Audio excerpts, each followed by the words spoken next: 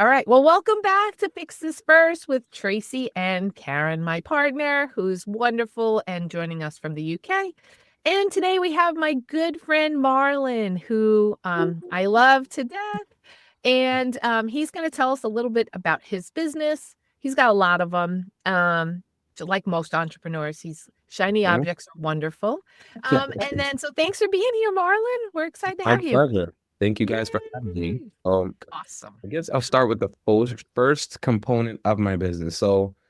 It's primarily a car dealership. So I have a couple of car dealerships, but my dealership model essentially works like this. I myself have individuals that work underneath my dealership in far as facilitating the sales of the cars, buying and selling the cars. So I have mastered the craft of buying and selling cars, perfected it to the T, to where it's almost a guaranteed profit every time. 50%, 100% returns, that's the average returns. And then I take that model and it's almost like a franchised model, but instead of someone going to start their own car dealership, they come and work for me. They get to maximize profits the same way I do, and that's how they make money. My main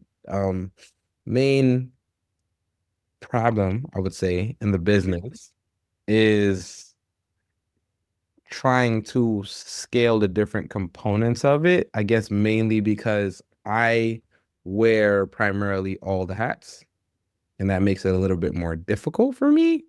Mhm. So, it's really a struggle when it comes to because I can buy and sell cars amazingly. That's great. That's like my favorite part of business, buying and selling the cars. Okay. But then when you buy and sell five cars, now you got five cars you got to sell. It gets to a point where you can only show so many cars. Then there's recondition and you have to get them fixed. And then there's customer service after the sale of the car. It's like, there's everything else starts to pile up. And the more I delegate to other people, the more it spins out of control. So Or winds up back in your lap, I would right guess. here, like this. Yeah, it's right there. He's just catching it with his catcher's mitt. All right. Awesome. And to clarify, Marlon, you're doing used cars, whether you're buying at Yes, auction or whatever, and then you're like fixing them up, cleaning them up, and then reselling. exactly. Beautiful. Okay. All right. It's So classic employees, well, but it, also it owners.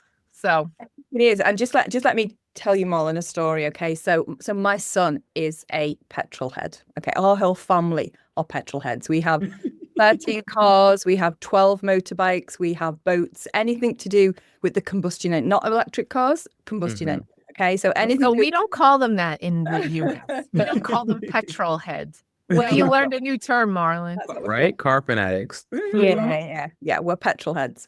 So he does a bit of hustle on the side. He buys and sells cars, okay, and he's quite good at it.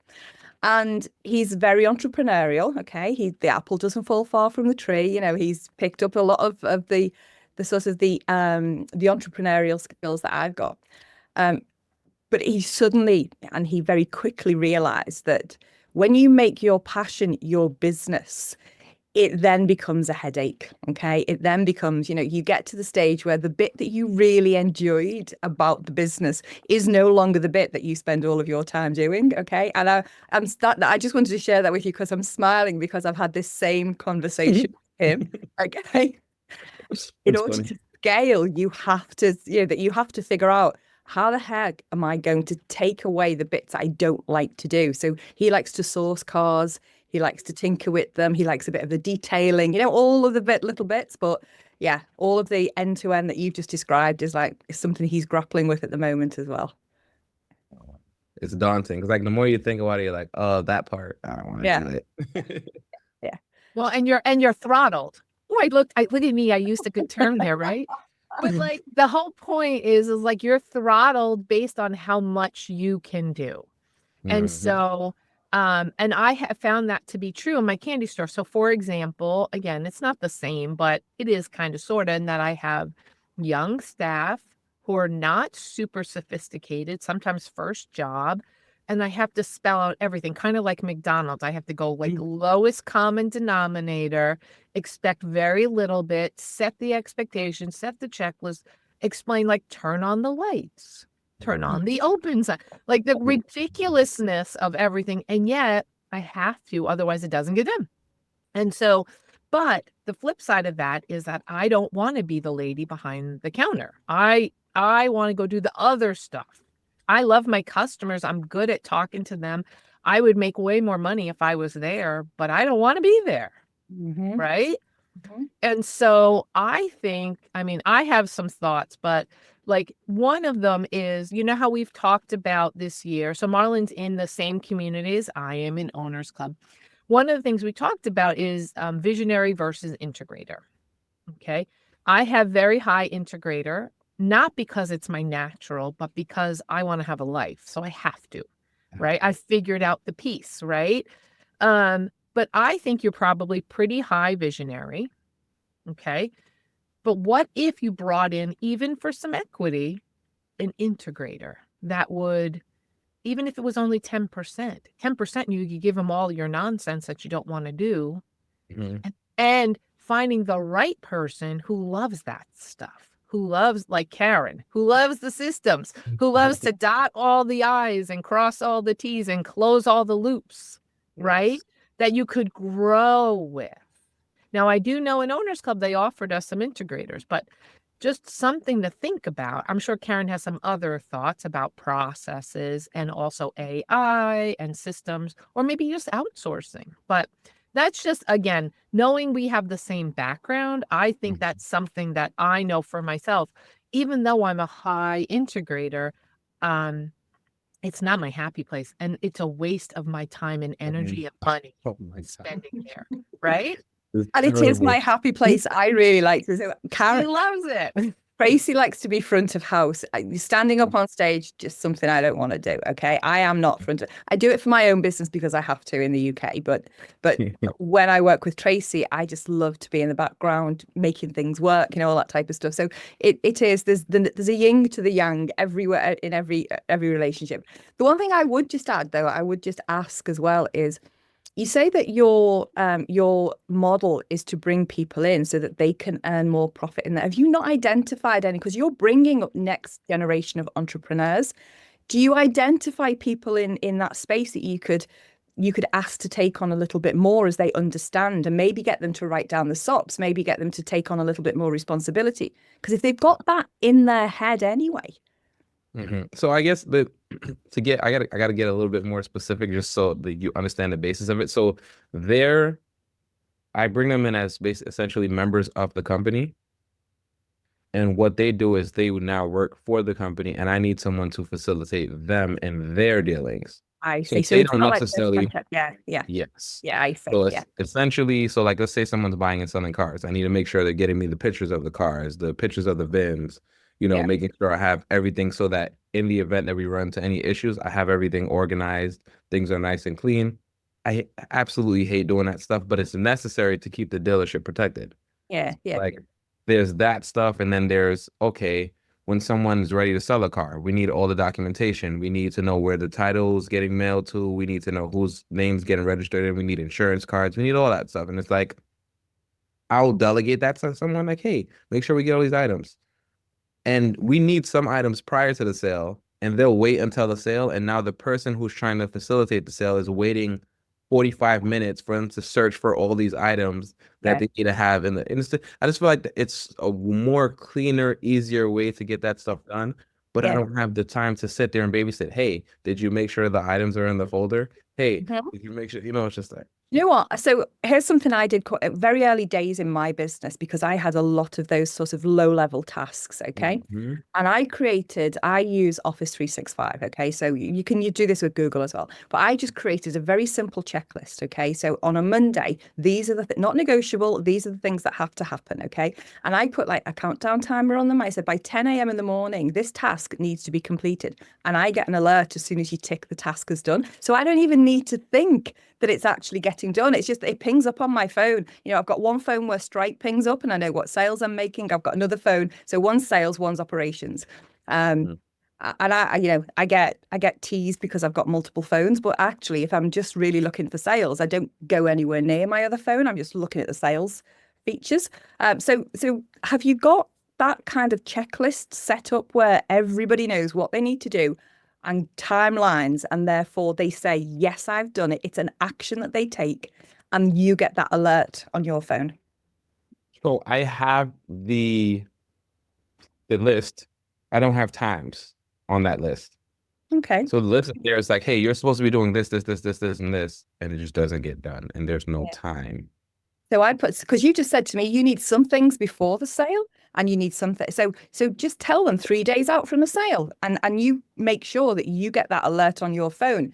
And if somebody's not done it, you just send it back to them. You just reallocate the task and send it back to you. And it's literally, you can be sat, I've been sat on a beach before today, and I'm literally just sitting there, tequila in one hand and a phone in another, and I'm like, yeah, just reallocating all of the tasks to Well, people. can't you do automations now too, Karen? You probably set that up a while ago, Yeah. but can you do it like AI or whatever? Sorry, I'm running in to look at a new candy store space, but I mean, I'm just wondering about automations with Monday or, whatever, something like that. This is your And all of world. this.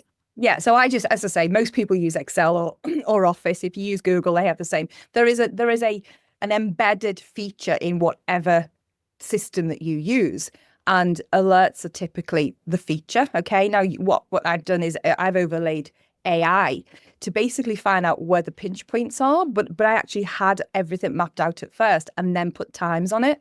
So that was like the first pass of it. Once you're getting everybody used to doing that, once you get the alerts back, and you can then start to say, well, actually, this should take 10 minutes and it's taking 20 minutes. So you start to optimize all of your processes then, but unless you have the data first to be able to say, this is getting done, but it's inefficient, or this is not getting done and I need it and it's causing me problems, I would suggest that's where you start. You've got your checklist, start to put some times on it and make them automated. Yeah, so the efficiency is one thing too, because I have my team process the sales paperwork for each sale just so I make sure it's done correctly. So basically, let's say I have 5 sales incoming.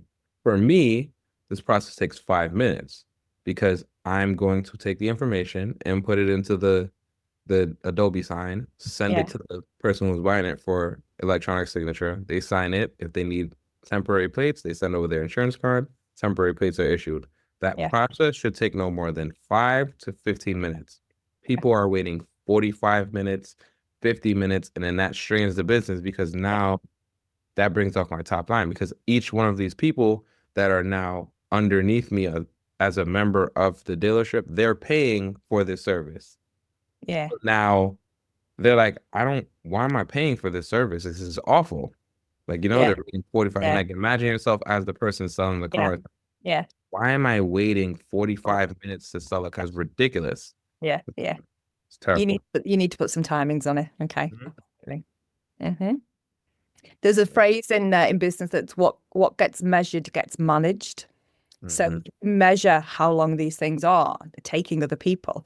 Got it. Find that you've got a shining star. You can do it in 5 minutes. Your best salesperson can do it in 10. That's more acceptable. Right. Your worst takes 30 minutes. Why? And then there's an intervention that's needed there. Okay. Got it. Okay. Okay. Okay. Well, I never really thought about it from the span of how long each person takes to do it, and whoever takes the longest, they probably shouldn't be doing that. They are your weakest link, and sometimes all it needs is a bit of a nudge. They need some maybe retraining, that type of stuff. Other times it's just maybe not what they're good at, and maybe they just need redeploying to something that they're better at. Once you've got all of that information, come back and talk to us then, because then we can tell you how to actually optimize it. Then you can overlay AI, and instead of cutting and pasting into Adobe, you can send the information straight. That's what I do now. I used to cut and paste, but now it just merges it completely. So it now takes 30 seconds rather than 5 minutes. So okay, didn't think about that. Okay. Yeah, the way you make it sounds so easy. It's like a simplistic process. Like, oh, we could just do this. Just do that. But then when I look at it, it's like, it's so much more daunting and such a hard task. And you know what? It's because you've got everything on your plate. Okay, so it's really easy. We turn up. once a week we talk to people like you for 40 minutes or whatever. And it's so easy to tell other people what to do. There's a phrase as well, never look under a plumber's sink, because their pipe work is really, really bad compared to what they go and give out to, or a cobbler's children. Cobbler's children have no shoes. So it's like, you've got to think, my business didn't start like this. Okay. I was overwhelmed. I had all of this information, and it took a few years for me to really get to the bottom of it. And it's only when I start, and I do this for big organizations. I will walk into, it's Facebook. I walk into Facebook and I say to them, your processes aren't great. Your customer service is awful. Let's have a little look at what you need to do. And then I don't go back to my own business and apply the same principles because I'm tired. I've been talking about it all day. I'm like, I just don't want to. So it is hard. Don't beat yourself up. It is really hard when it's you having to do it for your business along with everything else. And that's why Tracy was saying, probably if you can accept the help that maybe is from outside, this is the type of thing that you can get nailed within a week. You can get somebody to come in and they will just talk to you and take all of your processes, write them all up, put all of the times next to it, go and interview all your staff, overlay all of their information. Within a week, all of this could get done, but you've got to outsource it to be able to do that. Yeah, and it seems so easy, but it's like, even with I've spoken to integrators before, and I'm like, hey, would this be something? I'd be like, I probably wouldn't take this on as like a percentage model. Like, it'd be like some type of fixed rate, and I'm like, oh, that sucks. Yeah, well, people some people just want to pay for time. Okay, so it's literally, and Tracy and I have been through this. We work together in this business, but I also do this type of thing for other people, and it's either on retainer and then I've got a full community of consultants who do this for other people as well. And sometimes it's like fixed price, sometimes it's by hourly rate. It just depends who you get to work with and how quickly you want it turned around and what you want to do.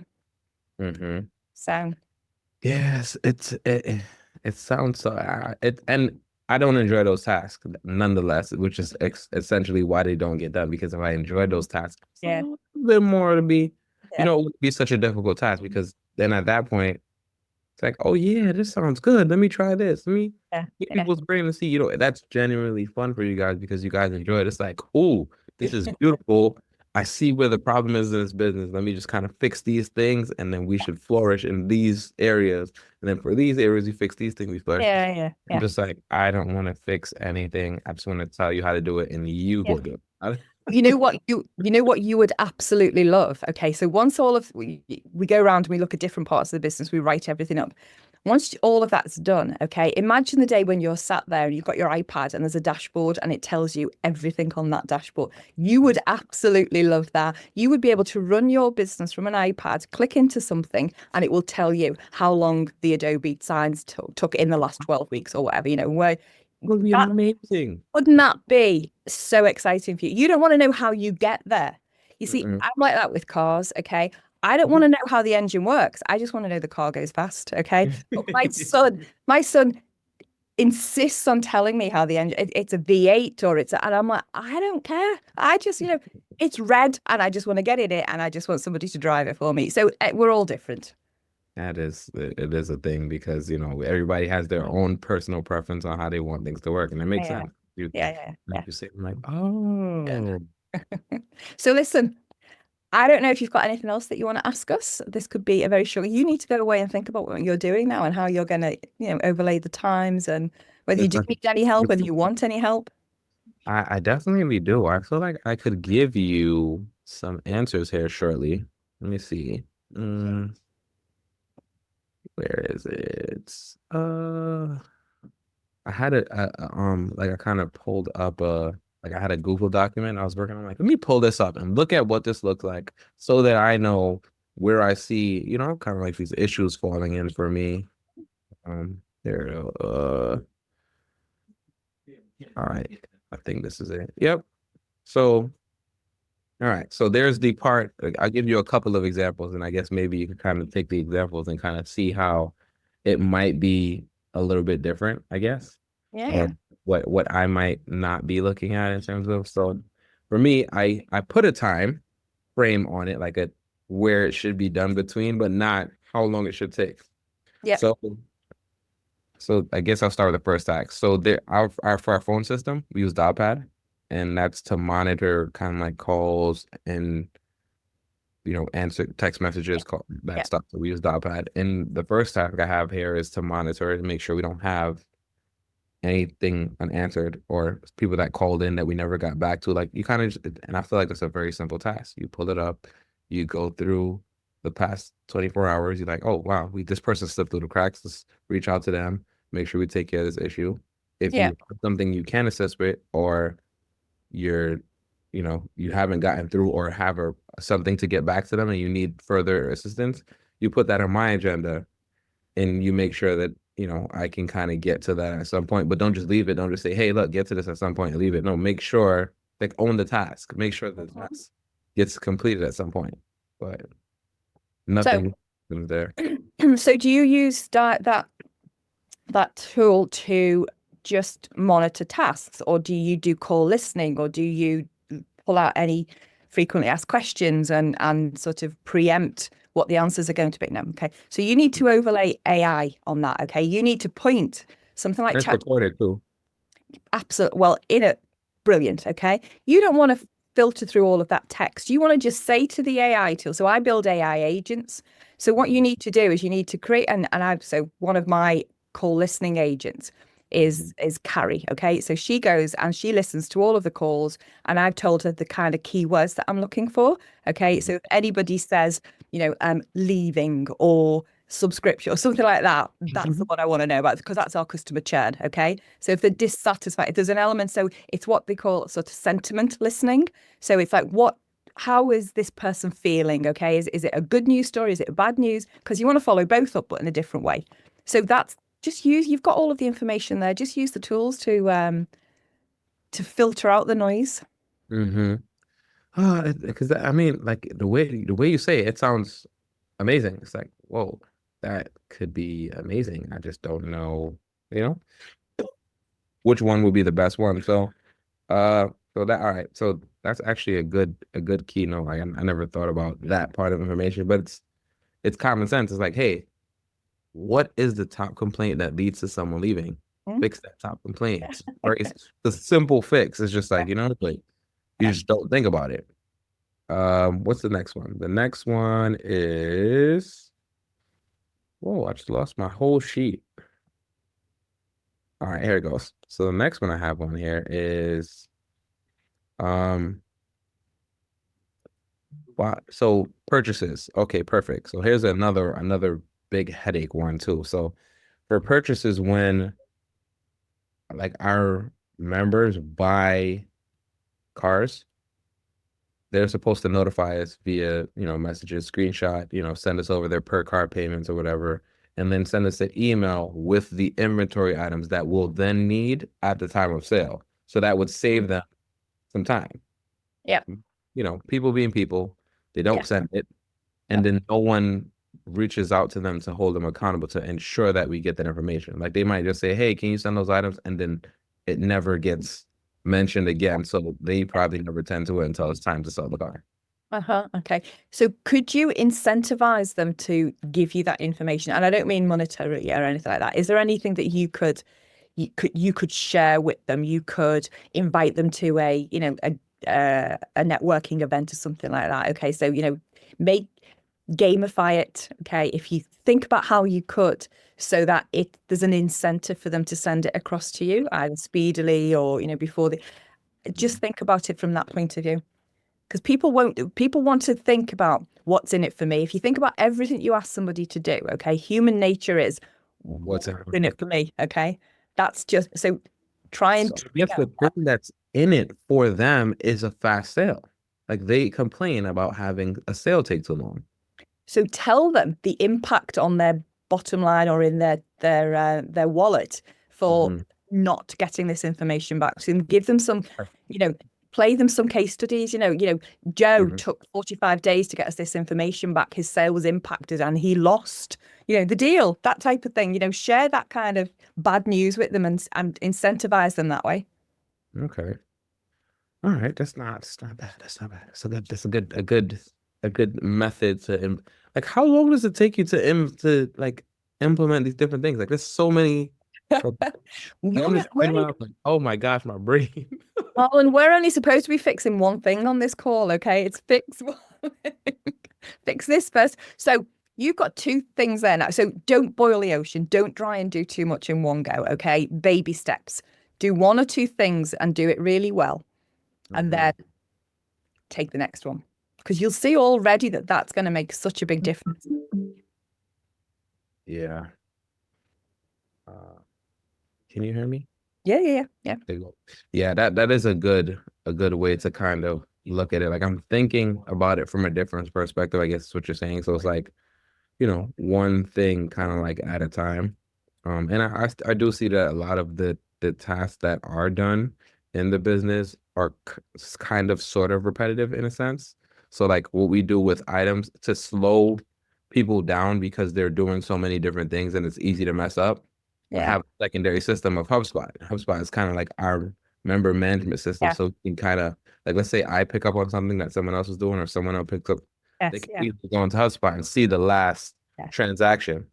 Yeah. So it's like, okay, this is where we're at with it. So I mean, that just documenting things in HubSpot. So it's like, hey, this is supposed to happen, document in HubSpot what happened. So at least when we go to track data, there's a way to do so because we have some actual information. But if we don't have information, now we're searching through all the different mediums, emails, texts. Oh yeah. Just So like, what you need, so I've got a CRM system, okay? And don't get me wrong, I was the worst one so I would be picking the phone up and I would not go into Salesforce and update the system, okay? And then somebody would come along and go, I'm just about to reach out to, and I go, oh no, I spoke to him last week. And they go, but it's not on his record. We look as if we haven't spoken to that person. So what we did was, we put in a report so you could do this in HubSpot, where basically what's the last touch point for every single customer, okay?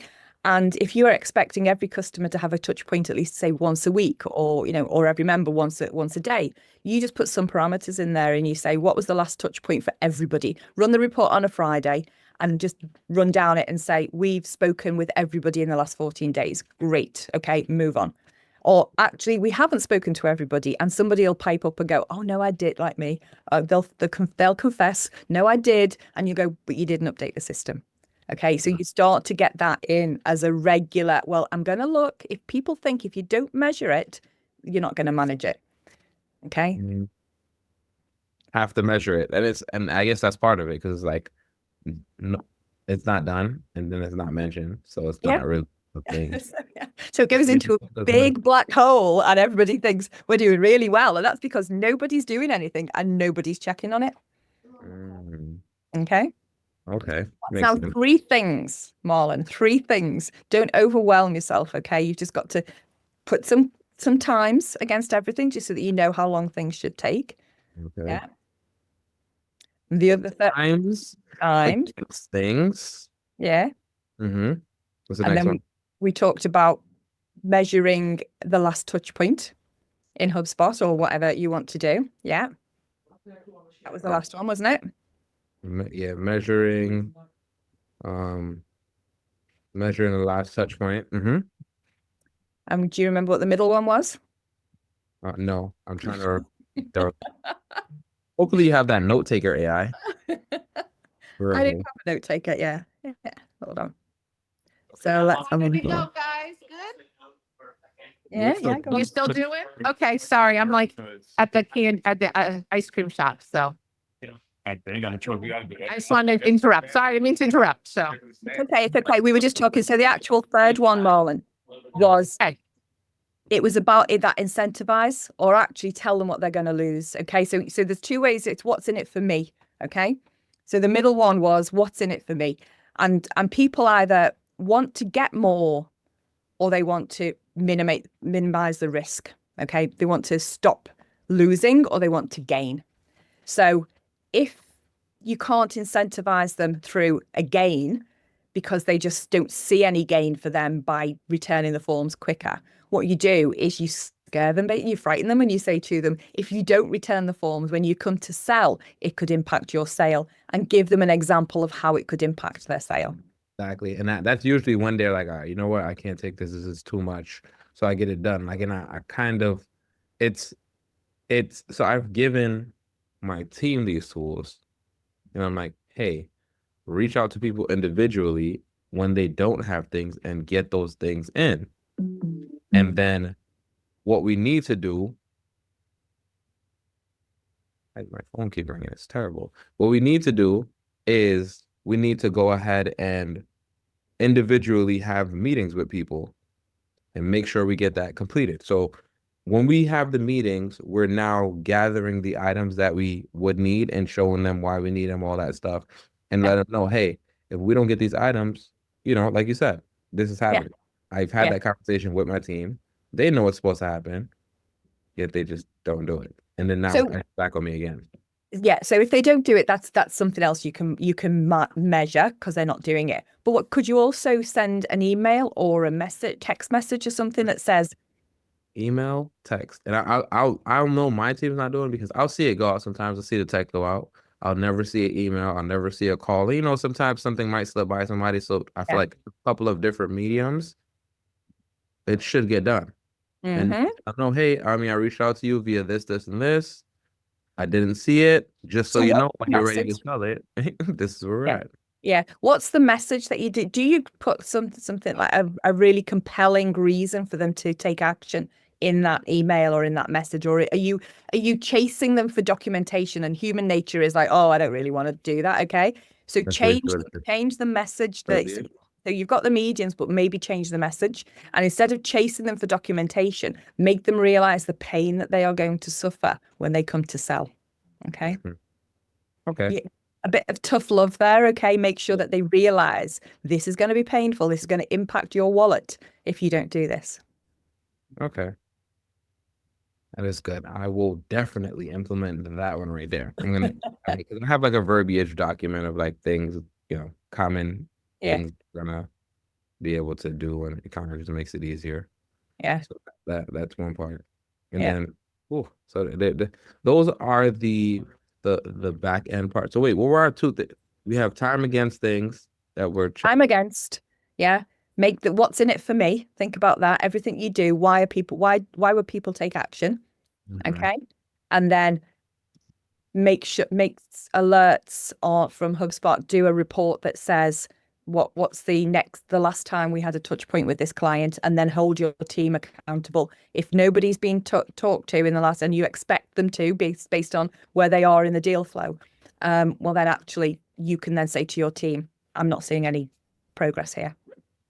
Okay, got it. Okay. And then reviewing with team, like that's another thing right there. I can't review the data if I don't have it. So like you said, it needs to be measured so that I can review it with the team and show them like, hey guys, this is what's going on here.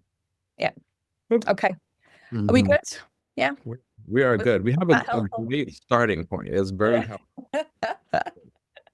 Well, listen, if you do one of those things in the next few days, okay, you will see a big difference. If you do all three, come back and talk to us again, and I'm sure in a couple of weeks' time we can give you some more info. Okay. Man, that would be amazing. All right. I appreciate it. No problem. It's great to see you. I love doing these types of things, and I'm glad we could help. I don't know where Tracy's gone, but I am going to end the call very late in the UK. Well, it's not. It's 6:30 in the UK, but this is my 12th hour working now, so I was up early this morning. Yeah. Okay. Get some dinner. Have a good rest of the evening, all right?